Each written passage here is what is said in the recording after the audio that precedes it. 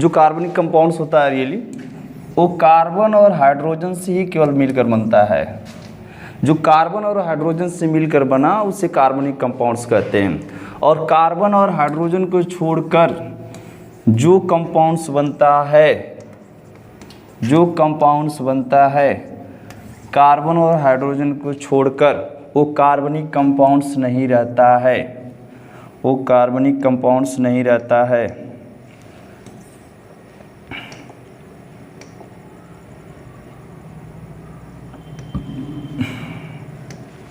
जो कार्बन और हाइड्रोजन को छोड़कर जो कंपाउंड्स बनता है वो कार्बनिक कंपाउंड्स नहीं रहता है।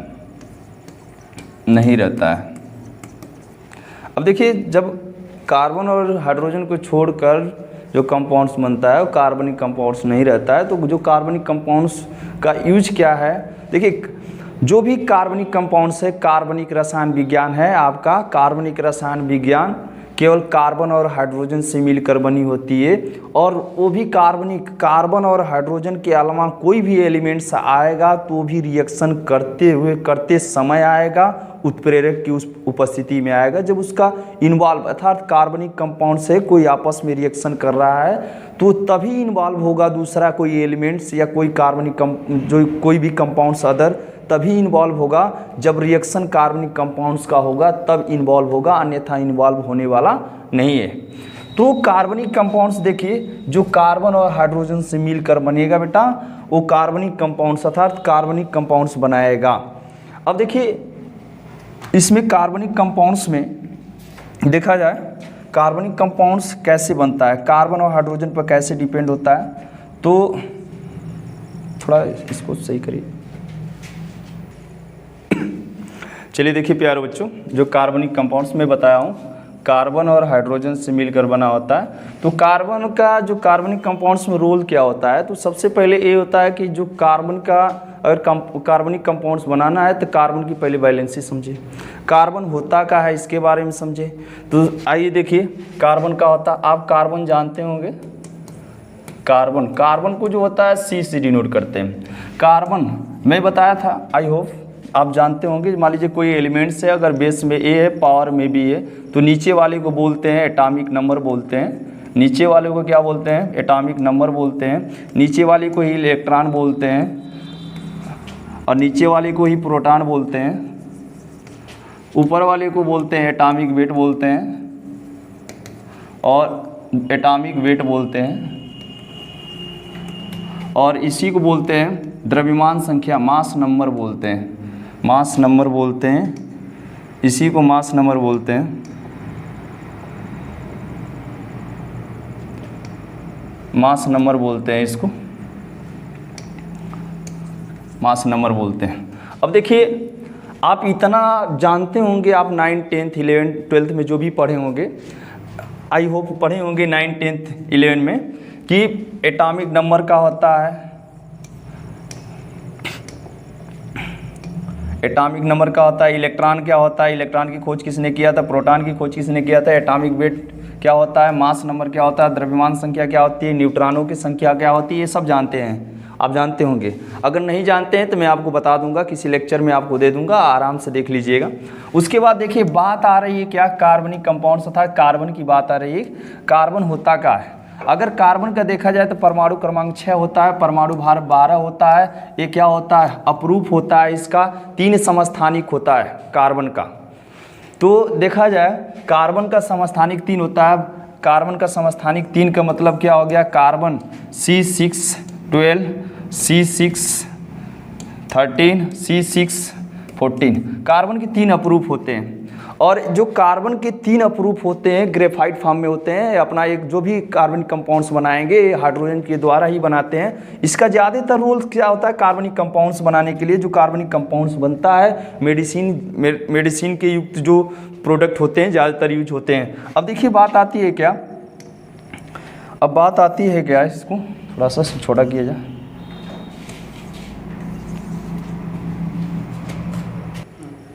देखिए कार्बन की बात हो रही थी, कार्बन का परमाणु क्रमांक बाबू 6 होता है, इसका परमाणु भार 12 होता है।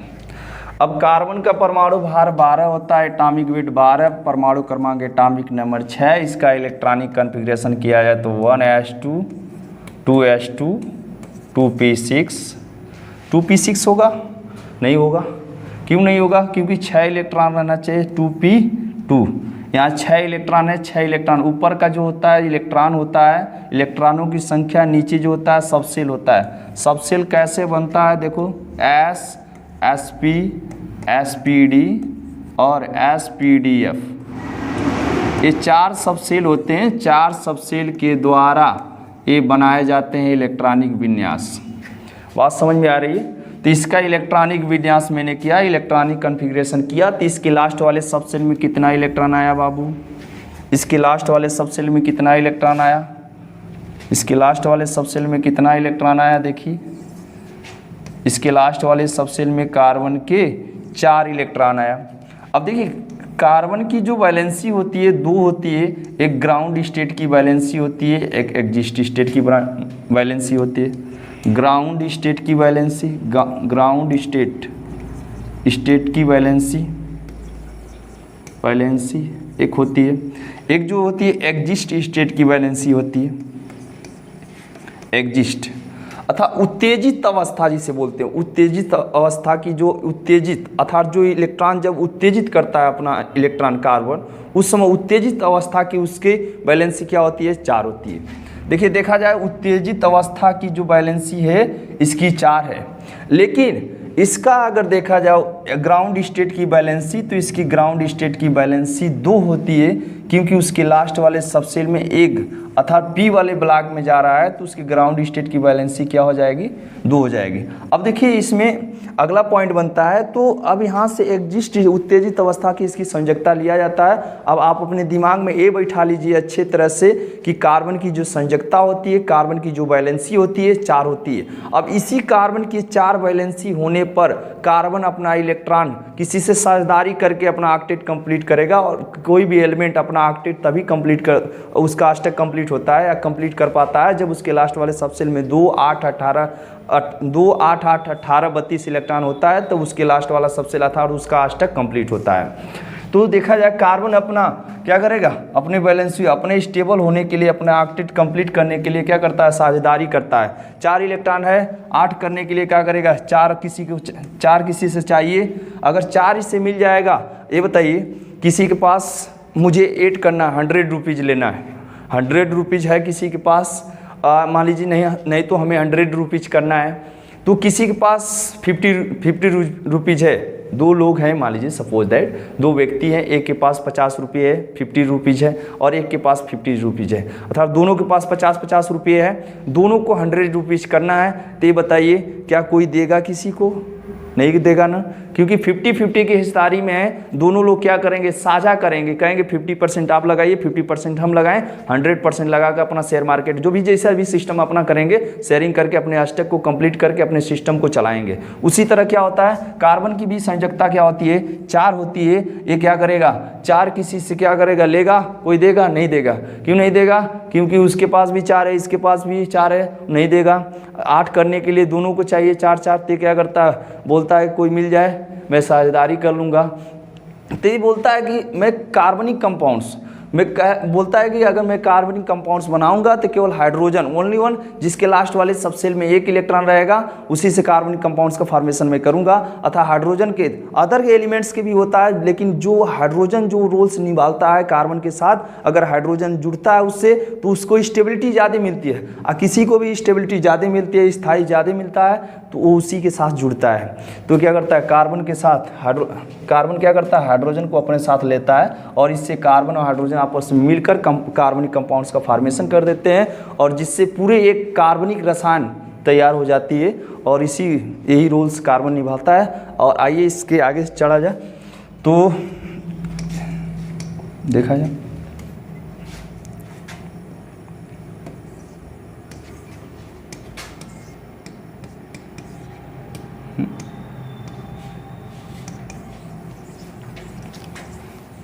चलिए आपको समझाने के लिए सारे लिख दिए। चलिए देखिए, अब यहाँ से जो कंपाउंड्स बनेगा ये आप नोट्स बनाइएगा इसका। आपके नोट्स में यूज होगा। इधर से देखिए, अब जो नोट्स है यहाँ से देखिए, सबसे पहले कार्बनिक रसायन क्या होता है, मैं लिख रहा हूँ कार्बनिक रसायन।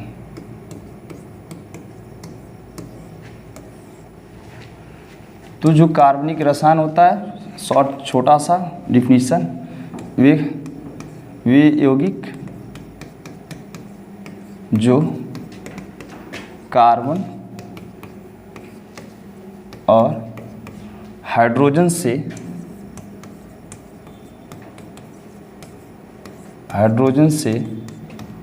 मिलकर बनते हैं उसे कार्बनिक रसायन कहते हैं। इसका कई डिफिनीशन होता है, कई तरह का होता है, अलग अलग और भी डिफिनीशन है सारे। शॉर्ट में मैंने डिफिनीशन लिख दिया हूँ, कार्बनिक रसायन कहते हैं। ये छोटा में आपको समझने के लिए आसान तरीके से, वे कार्बनिक यौगिक जो कार्बन और हाइड्रोजन से मिलकर बने होते हैं उसे कार्बनिक रसायन कहते हैं। अब देखिए कार्बनिक रसायन, कार्बन जैसे फॉर एग्जाम्पल में देखा जाए, एग्जाम्पल में देखिए, कार्बन ले लिए, ये हाइड्रोजन, ये आपस में मिले और क्या बना लिए, CH4 बना लिए। तो कहेंगे CH4 कैसे बनाएगा, देखो कैसे बनाएगा CH4। कार्बन की संयोजकता है 4, हाइड्रोजन का परमाणु क्रमांक 1, तो हाइड्रोजन का परमाणु क्रमांक 1 अपना 1 इलेक्ट्रॉन देगा, इसलिए 4 क्या करेगा, देगा इस तरह। तो यहाँ पे क्या हो जाएगा, बैलेंस करने के लिए, क्योंकि इधर वाले को क्या बोलते हैं, रिएक्टेंट बोलते हैं। और जब भी कोई कंपाउंड्स बनता है, दोनों तरफ रिएक्टेंट और प्रोडक्ट समान रहना चाहिए। बात समझ में आई? चलिए देखिए आगे। अगला पॉइंट्स, इसमें थोड़ा सा आगे चल रहे हैं, थोड़ा सा इसे छोटा किया जाए।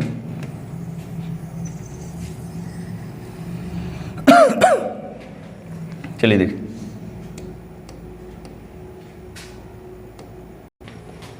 ओके। तो कार्बनिक कंपाउंड्स अभी मैं बताया हूँ। तो कार्बनिक कंपाउंड्स, कार्बन और हाइड्रोजन आपस में मिला है तो क्या बनाया, CH4 बनाया। इसको बैलेंस करने के लिए 4 लगा देंगे, एक कार्बनिक कंपाउंड्स बन जाएगा। और देखो जो कार्बनिक कंपाउंड्स बना, इधर वाले को बोलते हैं भाई प्रोडक्ट बोलते हैं, प्रोडक्ट। ये कई कलर का हो जा रहा है, ये भी तुम लोग की तरह बदल रहा है, रिएक्टेंट,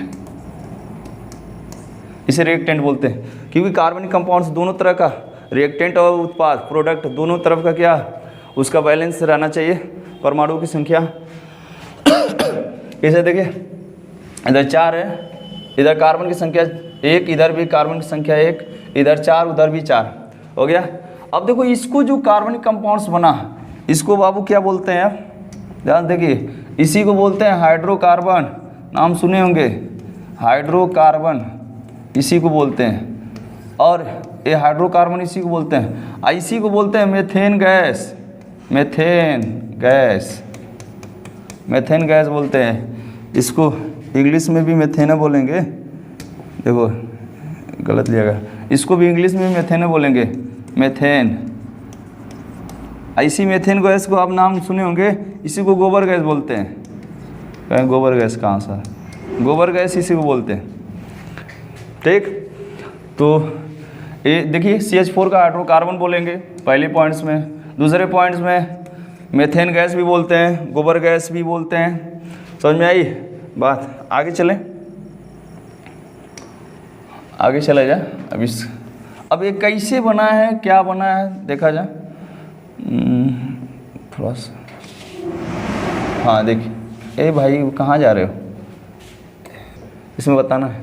चलिए, ये हाइड्रोकार्बन और CH4 को क्या बोलते हैं, ये बकलुलवा यहाँ से निकल गया, ये रुक जाइए, रुक जा, आजा भाई। CH4 ये प्रोडक्ट यहाँ चलाया का, चलिए लिख दे रहा हूँ यहाँ प्रोडक्ट को हिंदी में क्या कहते हैं, उत्पाद। चलिए देखिए, उत्पाद बोलते हैं। अब बात आती है ये CH4 कैसे बनाया, ये कैसे साझा किया, इसका स्ट्रक्चर क्या होगा। तो इसका स्ट्रक्चर साझा देखा जाए तो ये, इसको थोड़ा सा और छोटा कर रहे हैं। चल भाई थोड़ा सा इधर, उड़ रहा है क्या तू ना, रुक जा, यहाँ से निकल जा। रुक भाई,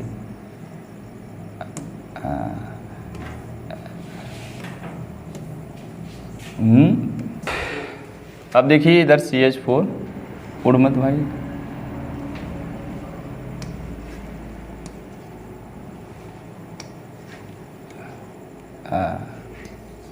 खत्म हो जाए भाई। CH4 को देखिए, इसे प्रोडक्ट बोल रहे थे ना, प्रोडक्ट। चलिए देखिए, अब CH4 की बात आती है, थोड़ा सा मिस्टेक है, पहली बात थोड़ा समस्या हो रही है। अभी देखिए इसमें CH4 जो मीथेन गैस है, CH4 को बोलते हैं हाइड्रोकार्बन, मीथेन गैस भी बोलेंगे, हाइड्रोकार्बन भी बोलेंगे, इसे गोबर गैस भी बोलते हैं, ठीक। अब ये CH4 का स्ट्रक्चर क्या होता है? सबसे पहले CH4 का जो स्ट्रक्चर होता है, स्ट्रक्चर हमारे जानते हो, संरचना होता है, इसका संरचना। अब इसका संरचना क्या होता है, तो ये कैसे साझा करता है? संरचना देखा जाए तो इसका संरचना जो है,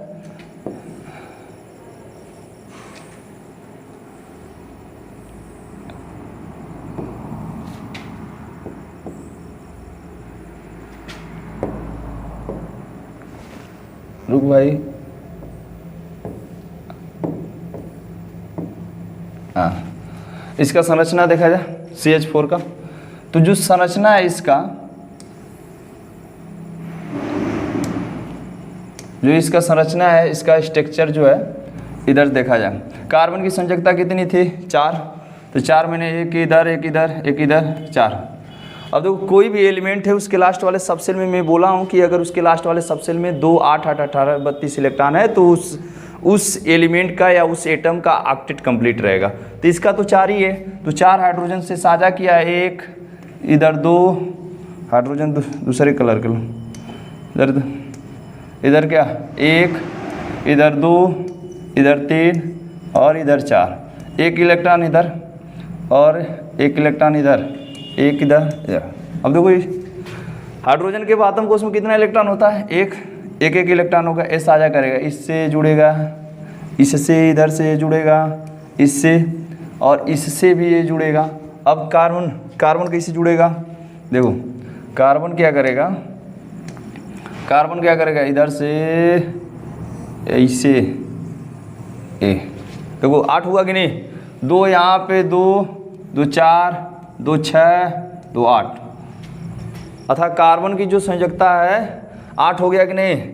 कार्बन के लास्ट वाले सबसेल में कितना इलेक्ट्रॉन चाहिए? 8।